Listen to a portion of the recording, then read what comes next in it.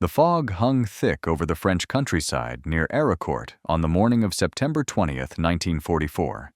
Major Charles Carpenter sat in the cockpit of his L-4 Grasshopper, serial number 43-30426, listening to the distant rumble of German Panther tanks rolling toward American positions. His hands rested on the controls of an aircraft that weighed barely 1,100 pounds fully loaded, powered by a 65-horsepower engine that would have seemed anemic even in a family car. Strapped beneath each wing were 3 M9 Bazooka rocket launchers, their 60mm tubes angled slightly downward, loaded with high-explosive anti-tank rockets that could penetrate 4 inches of steel armor. On the fuselage, painted in white letters, was the name he'd given this machine: Rosie the Rocketer, a tribute to the women building aircraft back home in American factories.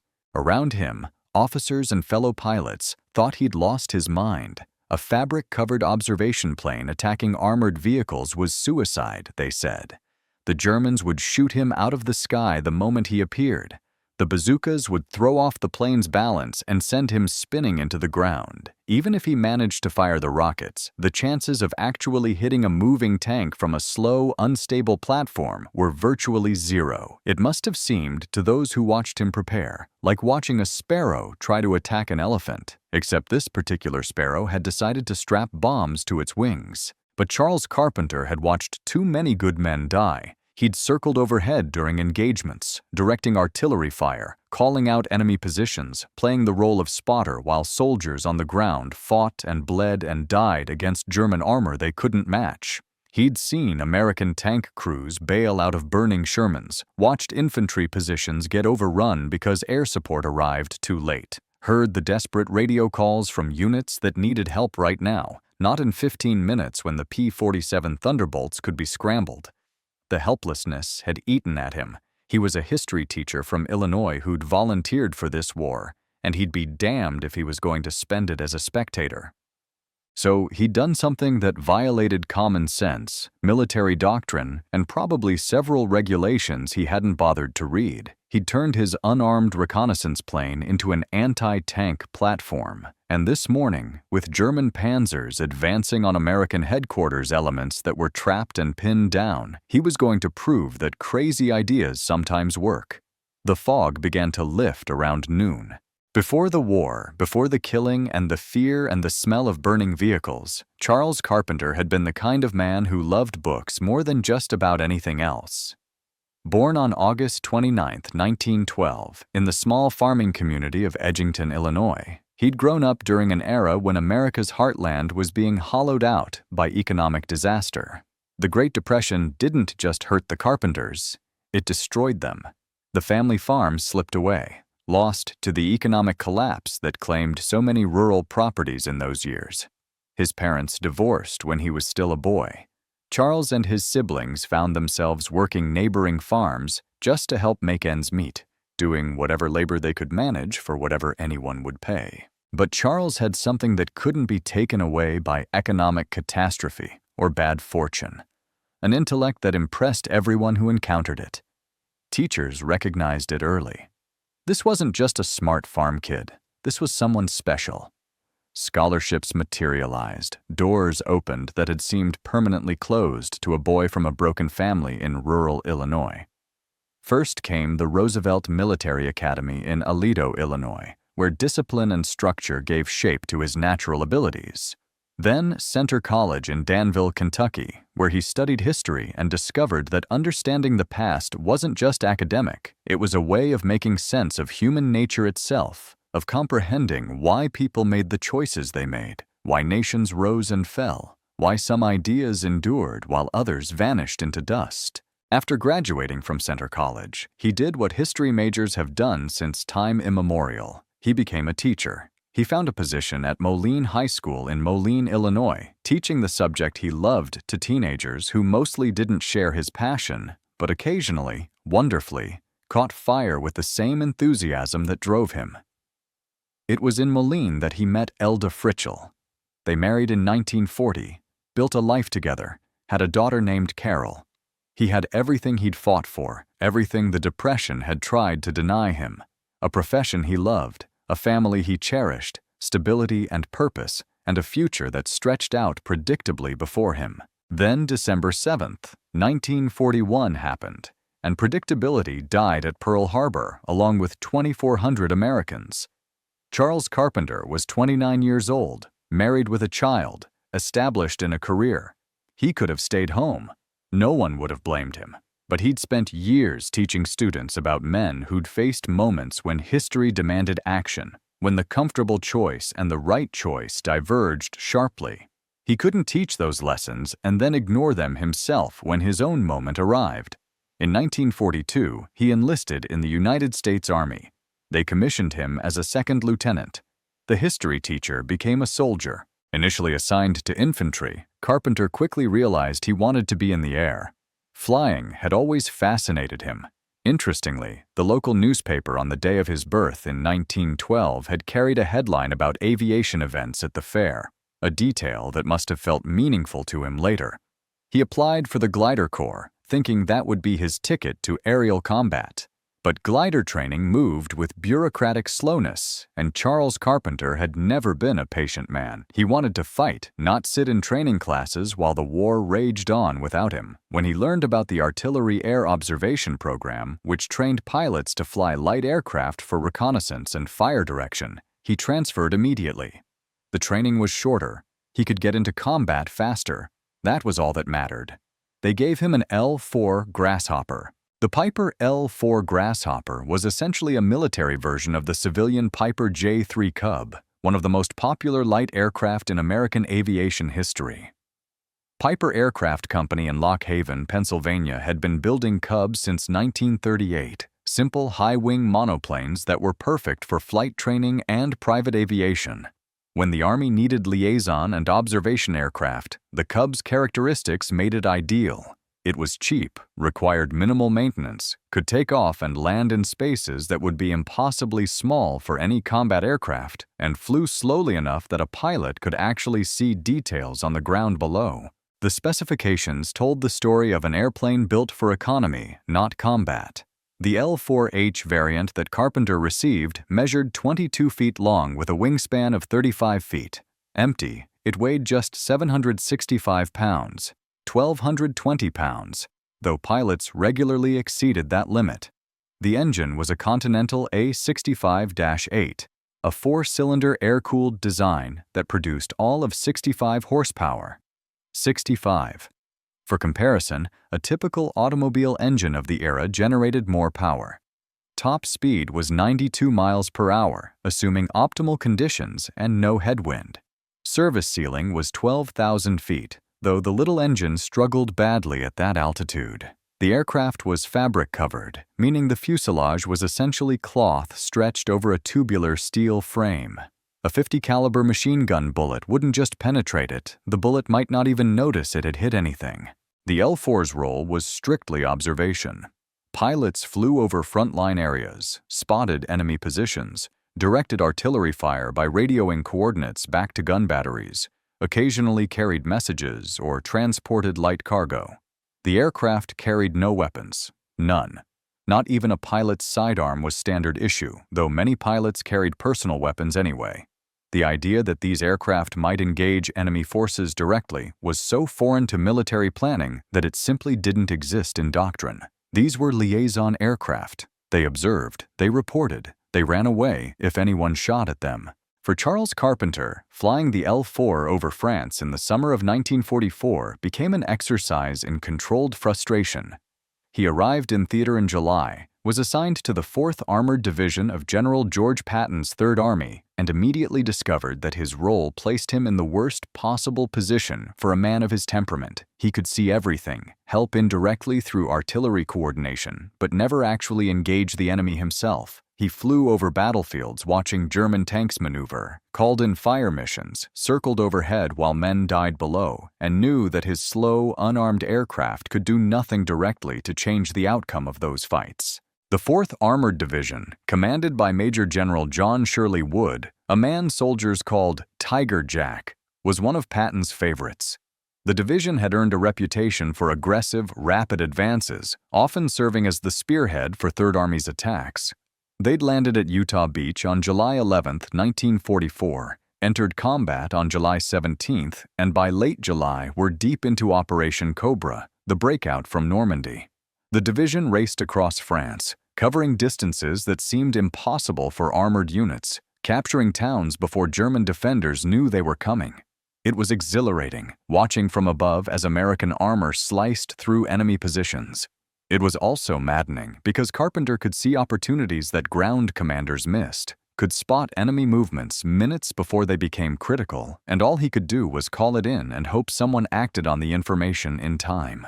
And then there were the moments when calling it in wasn't enough. When German tanks appeared suddenly, when American units got caught in bad positions, when the artillery couldn't respond fast enough, or the fighter bombers were engaged elsewhere, or the situation developed too rapidly for the normal chain of command to handle, those were the moments when Charles Carpenter sat in his L-4 Grasshopper, circling uselessly overhead, watching men die while he remained perfectly safe in his unarmed observation plane. The guilt of that safety, the helplessness of watching without being able to act, gnawed at him constantly. Other pilots felt it too. The L-4 pilots formed a tight-knit community, men who flew slow, vulnerable aircraft into hostile airspace and survived mostly because German forces couldn't be bothered to waste ammunition on them. Artillery spotters weren't worth the bullets, weren't worth the effort, until suddenly they were, because someone, somewhere in the liaison aircraft community, had a wild idea. If the L-4 could carry a passenger or cargo weighing up to 232 pounds, and if the basic M1 bazooka weighed about 13 pounds, then theoretically, you could mount multiple bazookas on the wing struts and still remain within weight limits. You'd be pushing those limits, certainly, but the math worked. Barely. Carpenter wasn't the first pilot to mount bazookas on an L-4. That distinction belonged to other unnamed pilots who'd experimented with the concept earlier in 1944 during the Allied offensive in France. The idea emerged organically from the field, not from engineering offices or military planning committees. Ground-level innovation by pilots who saw a capability gap and decided to fill it themselves, regulations be damned. Initial attempts involved mounting just 2 bazookas, 1 per wing strut. Then someone tried 4. The aircraft handled the weight, the rockets fired successfully, and word began spreading through the artillery observation community that liaison aircraft could be armed. When Carpenter heard about it, the concept struck him with the force of revelation. This was the answer. This was how he could stop being a spectator. He discussed the idea with his crew chief, made calculations on paper about weight and balance, thought through the tactical implications. The L-4 flew slowly, around 70 to 80 miles per hour in level flight. That slowness, usually a vulnerability, became an advantage for aiming. The aircraft could loiter over targets, set up attack runs carefully, fire from relatively stable positions. And here was the critical insight. German tank armor was designed to resist hits from the front and sides, where enemy fire was expected to come from. Top armor was much thinner, sometimes as little as 44 millimeters on even the heaviest German tanks, because tank designers never anticipated threats from above. An aircraft diving at a steep angle could hit that vulnerable top armor. The shaped charge warhead of an M9 bazooka rocket could penetrate up to 4 inches, or about 102 millimeters, of steel plate. Against thin top armor, these rockets would punch through like paper. With unofficial approval from his division leadership, who knew better than to formally authorize something this irregular, Carpenter had his crew chief mount 6 M9 bazookas on his L-4H, 3 per side, attached to the wing-to-fuselage struts with improvised brackets. The M9 was an improved version of the original M1 bazooka, featuring a 2-piece collapsible design for easier transport, a more reliable magneto-based electrical firing system, and the ability to fire the superior M6A3 rocket. Each launcher tube measured 61 inches long and weighed about 15 pounds. 6 of them added 90 pounds to the aircraft. The rockets themselves, weighing 3.5 pounds each, added another 21 pounds for a full loadout. Total additional weight, 111 pounds. The aircraft's payload capacity, 232 pounds. He had margin to spare, at least on paper. The firing system was crude but functional. Wires ran from each launcher into the cockpit, connected to an electrical circuit triggered by switches Carpenter could reach while flying. Fire a rocket, flip a switch. The rocket motor would ignite, burn for a fraction of a second while still in the tube, then carry the warhead toward the target at around 85 meters per second. Range was officially 300 yards, though Carpenter found that firing from closer distances dramatically improved accuracy. The M6A3 rocket had a blunt, rounded nose designed to prevent deflection off sloped armor and a short cylindrical stabilizing fin. On impact, the shaped charge warhead would create a superplastic jet of molten metal capable of burning through armor plate like a cutting torch through butter. On the fuselage of his modified L-4H, Carpenter painted the name Rosie the Rocketer, a play on Rosie the Riveter, the cultural icon representing American women working in war industries. It was his tribute to the people back home building the weapons, aircraft, and equipment that gave American forces their material advantage. Elda was back home raising their daughter Carol while working to support the war effort. This was his way of keeping her close while he flew into combat. The reactions from other pilots ranged from admiration to outright disbelief. Some thought it was brilliant, a perfect example of American ingenuity and can-do spirit. Others thought Carpenter had developed a death wish. Flying an unarmed observation plane was already dangerous enough.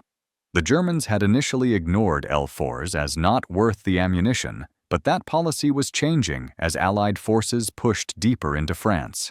German troops were starting to fire on any aircraft they saw, regardless of type. And now Carpenter wanted to deliberately draw attention to himself by attacking armored vehicles?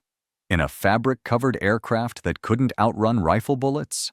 With no armor protection, no defensive weapons, no way to fight back if a German fighter spotted him? The comparison one pilot made stuck in everyone's minds. It was like watching a sparrow strap explosives to its wings and declare war on elephants. The image was ridiculous, absurd, the kind of thing that made perfect sense after too much bad liquor but seemed insane in the sober light of day. German tanks were massive, terrifying machines of war. A Panzer IV weighed 25 tons and carried a 75mm main gun. A Panther weighed 45 tons with a gun that could kill a Sherman at 2,000 meters. A Tiger weighed 54 tons and was essentially invulnerable to most Allied tank guns from the front. And Carpenter wanted to attack these monsters from a plane that weighed half a ton, flew at the speed of a fast automobile, and offered as much protection as a kite. But Carpenter had advantages that weren't immediately obvious. Surprise for one, German tank crews didn't expect to be attacked by observation aircraft. Their training, their doctrine, their entire mental framework for combat assumed threats would come from ground level or from fast-moving fighter bombers high above. A slow-moving L-4 Grasshopper appeared harmless, beneath notice. By the time crews realized what was happening, rockets would already be in flight, and tank crews' button hatches closed against small arms fire had limited visibility. They couldn't easily track a small aircraft maneuvering above them, especially one that approached from angles their weapons couldn't elevate to engage. Carpenter's first kill came quickly after arming Rosie the Rocketer, a German armored car moving along a road completely unaware of the danger above. Carpenter positioned his aircraft, lined up the attack run, fired a rocket. Direct hit. The armored car erupted in flames. One target destroyed, and suddenly the concept went from theoretical to proven. He could do this. The aircraft could handle the weight and recoil. The rockets could destroy enemy vehicles. It worked. He immediately upgraded some of his bazookas to the M9 model with M6A3 rockets, which had better armor penetration than the earlier M6 rounds. Now he had the capability to go after bigger prey. The tactics developed rapidly through trial and error. Carpenter found that diving attacks worked best, coming in steep to hit top armor, firing from as close as possible to maximize accuracy, then pulling up and getting away before ground fire could adjust. The L-4's slow speed actually helped during the attack run, giving him more time to aim, more stability for firing. Fast was good for survival, but slow was good for accuracy. He learned to approach from directions that kept the sun behind him, forcing German gunners to aim into glare. He learned which angles of attack minimized his exposure time, which terrain features provided cover for his approach, how to read the battlefield from above and identify targets that were vulnerable. The Germans noticed. That was inevitable. Word began spreading among Wehrmacht units that the slow-flying Cubs weren't harmless anymore. Tank commanders started issuing orders to fire on any small aircraft they saw. Machine gunners were told to shoot at Cubs on sight. What had been a policy of ignoring liaison aircraft suddenly became shoot on sight. Carpenter's missions became significantly more dangerous. Every time he approached a target, every German soldier in the area would open fire. Tracer rounds would arc up toward him, machine gun fire would crack past his wings, and he'd be flying through a cone of fire that intensified as he closed on the target. But he kept flying, kept hunting, kept attacking. September 20th, 1944 dawned with the kind of thick fog that made flying impossible and gave ground forces a sense of false security. The 4th Armored Division's Combat Command A, under Colonel Bruce Clark, had been engaging German forces near the town of Arracourt in northeastern France for several days. The Battle of Arracourt had started on September 18th when German 5th Panzer Army launched a major counteroffensive intended to recapture Luneville and eliminate the American bridgehead over the Moselle River. It was one of the largest armored engagements on the Western Front, with German forces fielding 262 tanks and assault guns against the 4th Armored Division. The Germans had local superiority in numbers, and their tanks were technically superior. Panthers and Panzerarfes outgunned the American M4 Shermans in almost every respect. But the Americans had better intelligence, better tactics, better use of terrain, and critically, better coordination with air support, except when fog rolled in and grounded all aircraft, leaving ground forces to fight without overhead cover. That's what happened on the morning of September 20th. Dense fog blanketed the battlefield, visibility dropped to near zero, and both sides essentially fought blind. German Panther tanks, taking advantage of the weather, launched an attack toward Combat Command A's headquarters position. Several American support units found themselves pinned down or trapped by the advancing armor. Without air support, without clear visibility, the situation became critical very quickly. Carpenter was at his airfield, waiting. You couldn't fly in fog like this. Couldn't see the ground, couldn't see other aircraft, couldn't see anything. Every pilot sat grounded, frustrated, knowing that their people were fighting without them. The morning dragged on, radio reports filtered in about the German attack, and there was nothing anyone could do except wait for the weather to clear. Around noon, the fog began to lift. Not completely, not everywhere, but enough. What happened next is documented in after-action reports and witness accounts, though the precise details have been assembled from multiple sources. Carpenter took off into weather that was still marginal, climbed to altitude, and headed toward the sound of battle. When visibility improved enough to see the ground clearly, he spotted his targets, a company of German Panther tanks and armored cars advancing in formation toward American positions near Arracourt. From his vantage point, the tactical situation would have been clear, the enemy column vulnerable as it moved across open ground.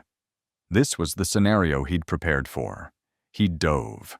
The historical record confirms that German ground fire intensified as he descended, but Carpenter pressed his attack, firing his first rocket. The bazooka launched successfully, the M6A3 warhead streaking toward the tank below. Based on the later damage assessments, that first rocket found its mark, as did a second hit during the same pass. What's certain is that Carpenter returned to base, rearmed, and flew additional sorties that afternoon. By the end of the day, he had fired no fewer than 16 bazooka rockets at the advancing German formation, making repeated attacks despite intensifying defensive fire. Later assessment credited him with destroying or immobilizing 2 German Panther tanks and several armored cars.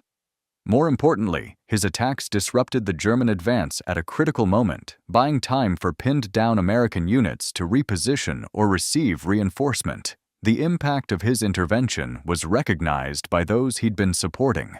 Captain Frank Mitchell had been watching the battle develop from altitude that day. An experienced flight leader, Mitchell witnessed Carpenter's L-4 diving repeatedly through German fire, saw the rockets launching, watched the tanks getting hit. The sheer audacity of it left him shaking his head in amazement.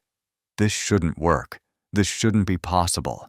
But it was working. It was happening right in front of him, and Mitchell wanted in. After landing, Mitchell found Carpenter and asked him directly how he'd modified his aircraft.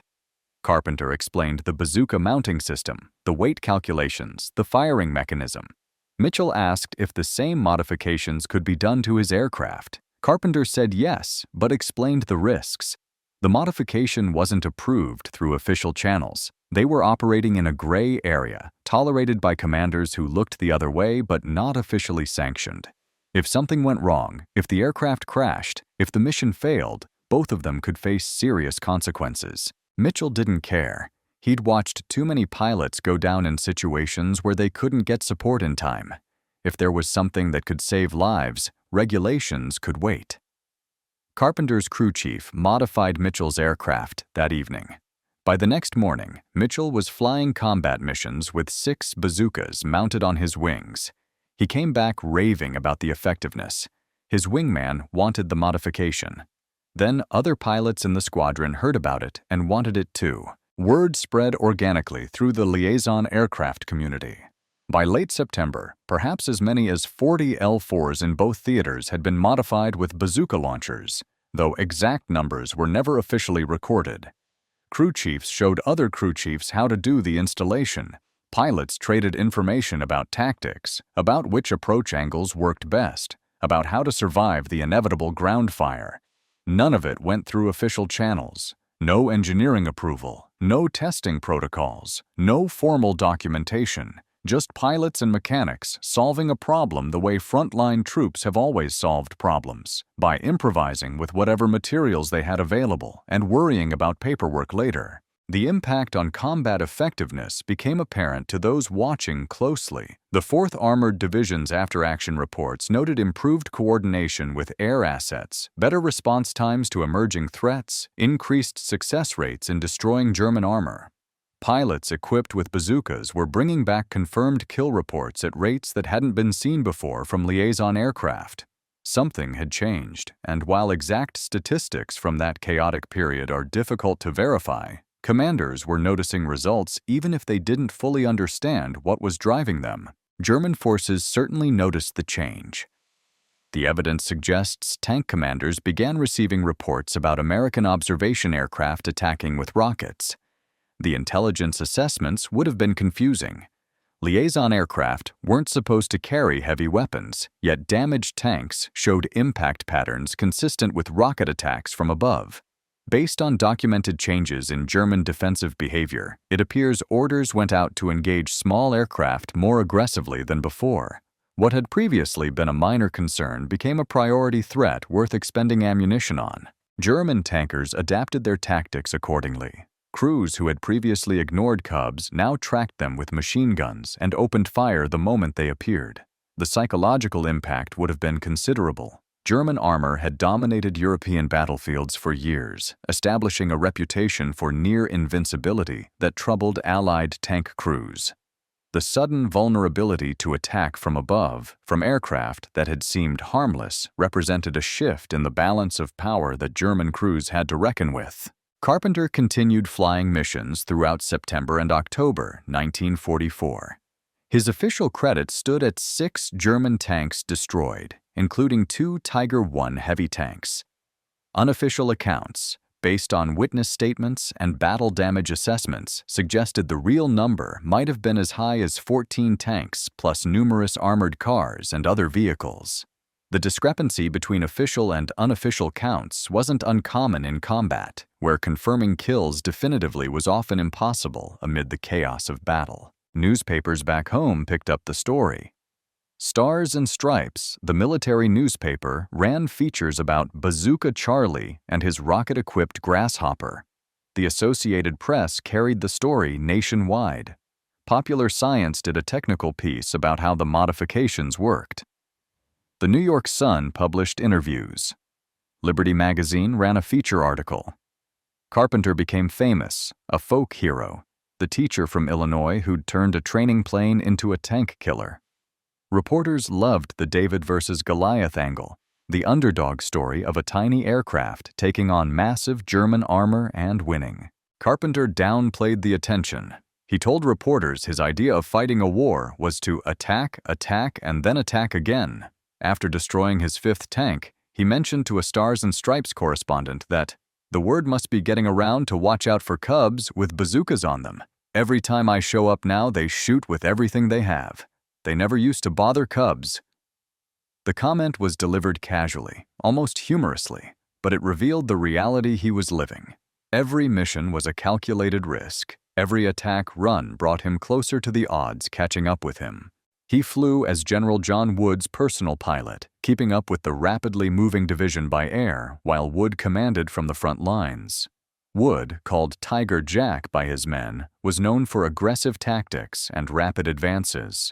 British military theorist Basil Liddell Hart once called Wood the Rommel of the American armored forces, a comparison that captured Wood's preference for speed, maneuver, and leading from the front. Having Carpenter as his pilot meant Wood could move around the battlefield quickly, maintain direct oversight of his scattered units, and coordinate actions in real time rather than relying on delayed radio communications. The partnership between Wood and Carpenter represented a broader shift in American military thinking. The official doctrine still said liaison aircraft were for observation and communication. But the reality on the ground was that these aircraft had become flexible assets capable of multiple roles: reconnaissance, command and control, medical evacuation, supply transport, and now direct combat. The Army was learning, adapting, finding innovative uses for equipment that had been designed for narrow purposes. This flexibility, this willingness to improvise and experiment, gave American forces an advantage that rigid German doctrine couldn't match. In early 1945, the war caught up with Charles Carpenter in a way that enemy fire never had. He became seriously ill, losing weight, suffering from fatigue that didn't improve with rest. Medical evaluation revealed the diagnosis: Hodgkin's lymphoma, a cancer of the lymphatic system. In 1945, before modern chemotherapy and radiation treatments, Hodgkin's disease was often fatal. Doctors gave Carpenter 2 years to live. 2 years, maybe less. He was 32 years old. The diagnosis meant an honorable discharge. You couldn't fight a war while dying of cancer.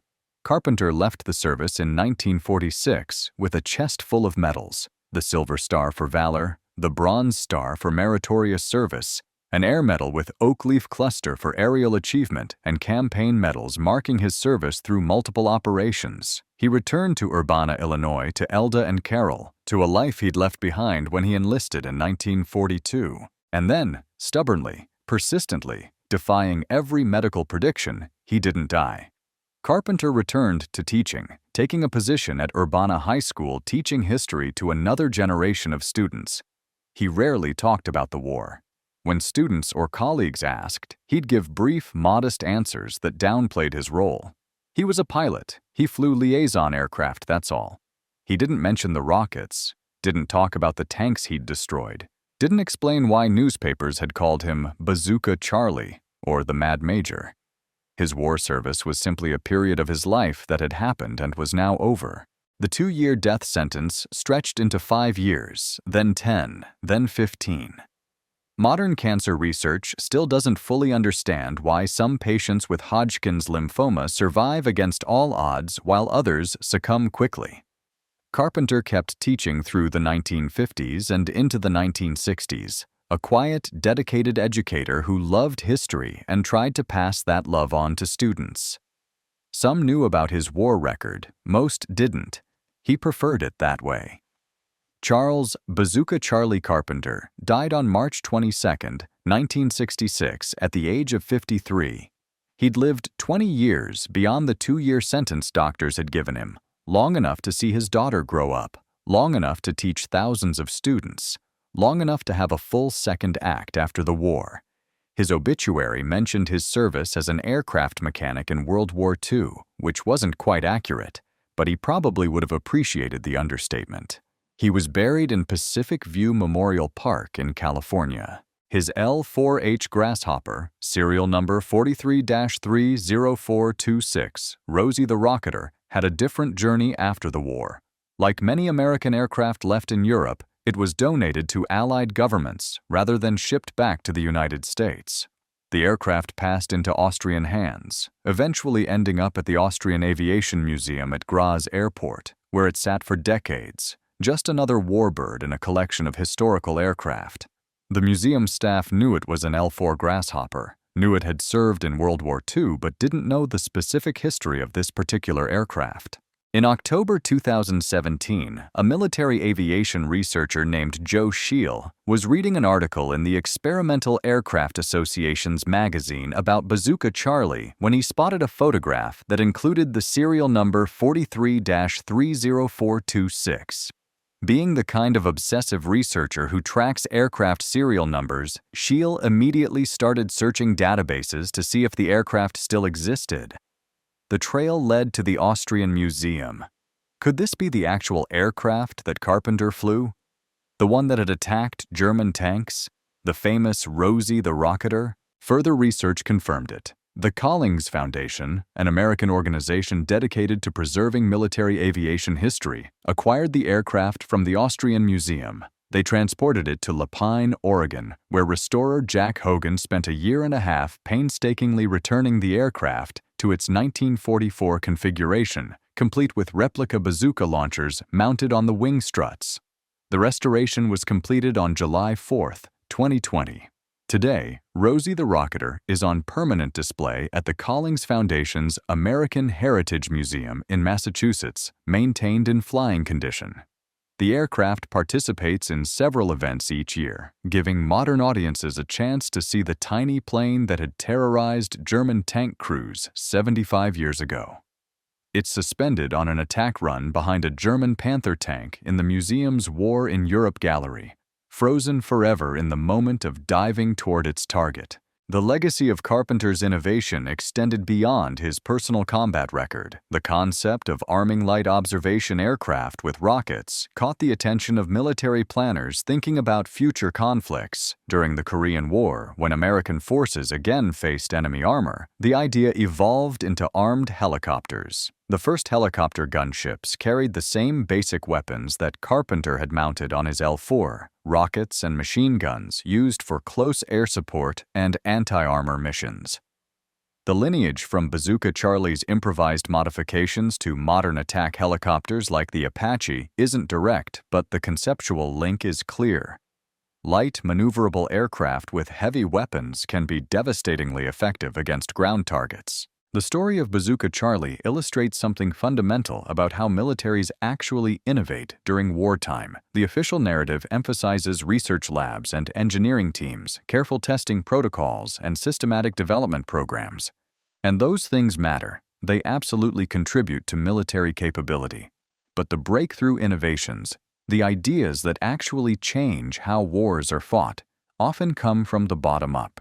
From sergeants and lieutenants and majors who see problems that higher headquarters doesn't know exist, who improvise solutions using available materials, who take risks that would never survive a formal approval process. Nobody in the Army Air Force's Engineering Division designed a bazooka-armed liaison aircraft.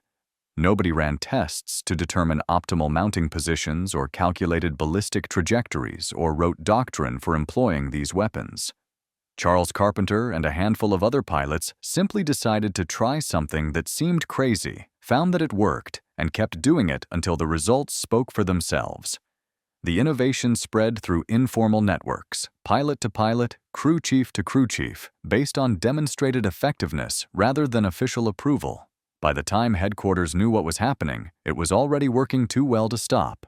That pattern, bottom-up innovation driven by frontline necessity, has repeated throughout military history. The lesson never seems to stick at higher levels of command, where the institutional imperative is always toward control, standardization, and formal process. But wars aren't won by process. They're won by people like Charles Carpenter, who see what needs to be done and do it, regardless of whether it's officially sanctioned or doctrinally sound or approved by committees that have never been under fire. If you found this story as compelling as we did, please take a moment to like this video. It helps us share more forgotten stories from World War II with people who care about history. Subscribe to stay connected with these untold histories from the greatest generation. Each one matters. Each one deserves to be remembered. And we'd love to hear from you. Leave a comment below telling us where you're watching from. Our community spans from Texas to Tasmania, from veterans to history enthusiasts, and you're part of something special here. Thank you for watching, and thank you for keeping these stories alive.